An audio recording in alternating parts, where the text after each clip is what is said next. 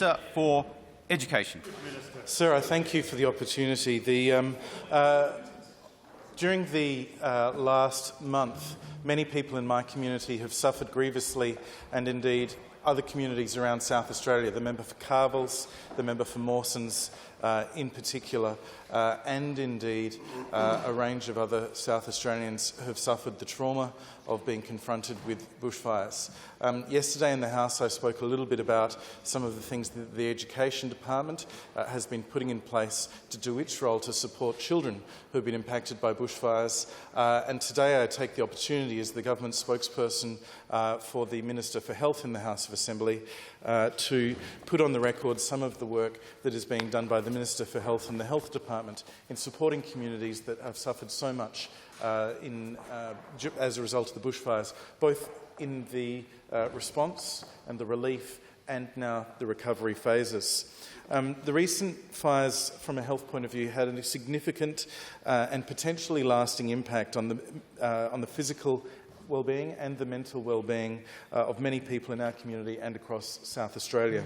For those outside the bushfire-affected zones, everybody in the city, many people across South Australia, the smoke haze that was seen over Christmas and January was a real and genuine physical health impact.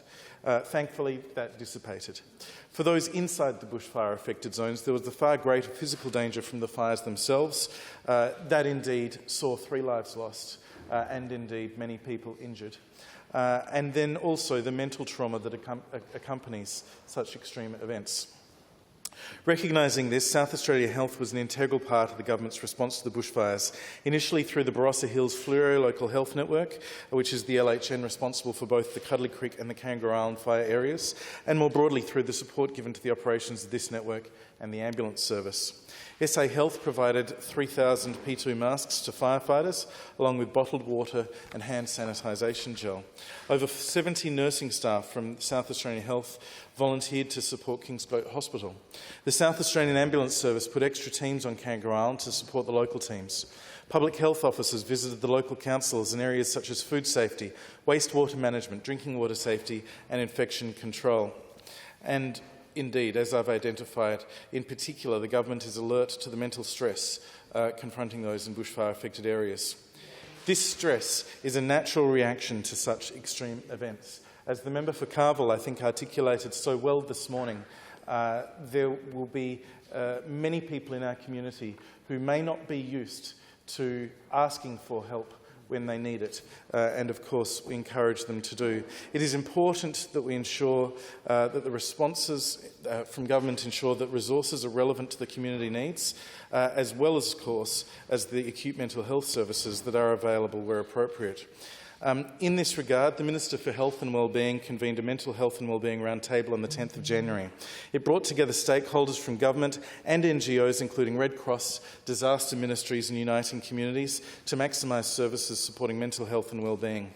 And one of the key programs on the ground was psychological first aid. I know that the member for Carville, Hyson and myself, the Ministers for Human Services and the Premier and other ministers who visited places like the Mount Barker Relief Centre, places like the Lobethal Bushfire Recovery Centre before that, and then the subsequent official Lobethal Recovery Centre, saw this in action on a very regular basis. And indeed, I know that the local councils also put in place some support to ensure that people who were feeling reflected trauma were also supported through this endeavour. The disaster ministries and Red Cross were on the ground right from the start, providing support to these communities. I know many people were very appreciative. Dr Rob Gordon has been brought in by Alex Zimmerman, who's obviously the local recovery coordinator appointed by Department of Human Services in the Cuddly Creek area. He presented in Lobethal the other night. I know that the member for Carville was able to be there, along with many people from the community, to hear his work put forward. Extra acute mental health services have also been made available, including support through the Office of Chief Psychiatrist and the Child and Adolescent Mental Health Services. The government has also enabled pharmacists to dispense Schedule 4 medicines to bushfire-affected people who might have lost their script or had it destroyed in the fires. And also, I want to thank and congratulate all SA Health staff who supported those affected by the fires, whether directly or indirectly.